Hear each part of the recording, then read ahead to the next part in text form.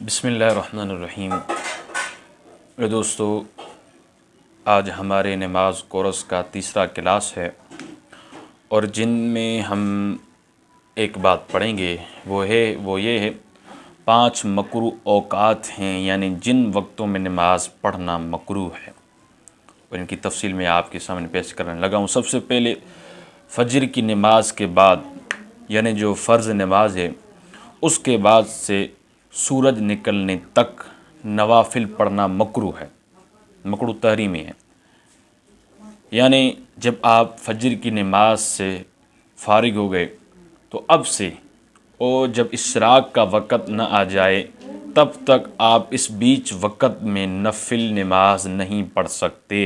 अलबत्ता फ़ौत शुदा नमाज फ़र्ज़ नमाज की कज़ा कर सकते हैं और सजदे तिलावत जो वाजिब है वो भी दे सकते हैं, और नीज़ नमाज जनाजा भी आप पढ़ सकते हैं।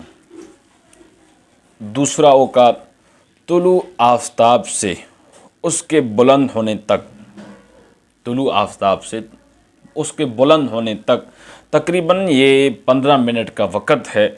इस दौरान नवाफिल पढ़ना मकरूह है, हत्ता कि फ़र्ज़ नमाज की कज़ा भी इसमें जायज़ नहीं है। जब तुलू आफ्ताब होता है ना, उसके बुलंद होने तक ये तकरीबन 15 मिनट का वक़्त है। इसमें नवाफिल पढ़ना भी मकरूह है और फ़र्ज़ नमाज की कज़ा जो है, जिस आप फ़ौत शुदा नमाज फ़र्ज़ वो भी अदा नहीं कर सकते। ज़वाल के वक़्त भी नवाफिल और फ़राइज़ पढ़ना मकरूह है। जब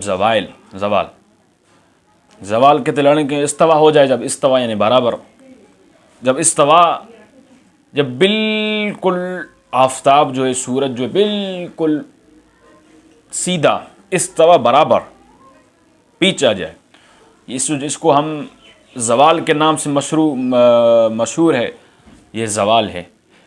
इससे ज़वाल से 5-10 मिनट पहले और ज़वाल के गुज़रने के बाद 5-10 मिनट बाद नमाज कोई भी नहीं पढ़ी जा सकती, और नवाफिल भी और फ़राइज़ भी पढ़ना मकरूह है।